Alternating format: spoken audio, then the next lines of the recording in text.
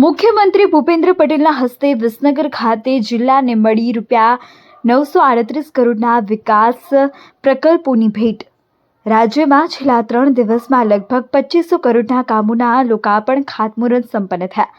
મુખ્યમંત્રી શ્રી ભૂપેન્દ્ર પટેલ ખેડૂતો માટે ₹11,000 કરોડના પેકેજ અને સુદૃઢ આરોગ્ય શિક્ષણ સુવિધાનો સાથે ગુજરાત વિકસિત ભારત 2047ના સંકલ્પ તરફ અગ્રેસર શ્રી ઋષિકેશભાઈ પટેલ।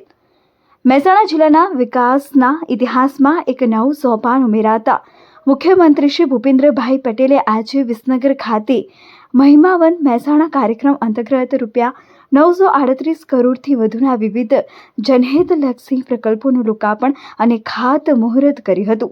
આ અવસરે મુખ્યમંત્રીએ વિસનગર અને મહેસાણા જિલ્લા માટે ₹630 કરોડથી વધુના કામોનું ખાતમુહૂર્ત, ₹168 કરોડથી વધુના કામોનું ભૂમિપૂજન તેમજ ₹140 કરોડના ખર્ચે પૂર્ણ થયેલા વિવિધ વિકાસ કામો જનતા માટે ખુલ્લા મૂક્યા હતા।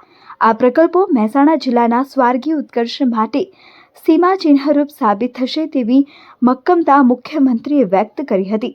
કાર્યક્રમ દરમિયાન સગર્ભા માતાઓને પોષણ કીટનું વિતરણ કરવામાં આવ્યું હતું અને ઉપસ્થિત સૌ નાગરિકોએ મુખ્યમંત્રીની પ્રેરણાદાયી ઉપસ્થિતિમાં સ્વદેશી અપનાવવાના શપથ લીધા હતા। આજે મહેસાણા જિલ્લામાં લગભગ 938 કરોડના લોકાર્પણ અને ખાતમુહૂર્તના કાર્યક્રમો આદરણીય ભૂપેન્દ્રભાઈ પટેલ સાહેબના હસ્તે થયા છે।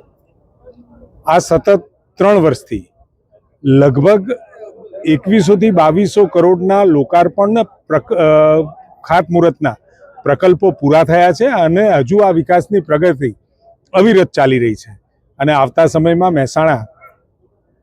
મહેસાણાની અંદર વસતા ગ્રામવાસી અને શહેરીજનો માટે અનેકવિધ યોજનાઓ અને એ યોજનાઓ ગ્રામ્ય સ્તર સુધી પહોંચે એનો પ્રયાસ અમારા સૌ ધારાસભ્યો, સાંસદ સભ્યશ્રીઓ અને રાજ્ય સરકાર કરી રહી છે।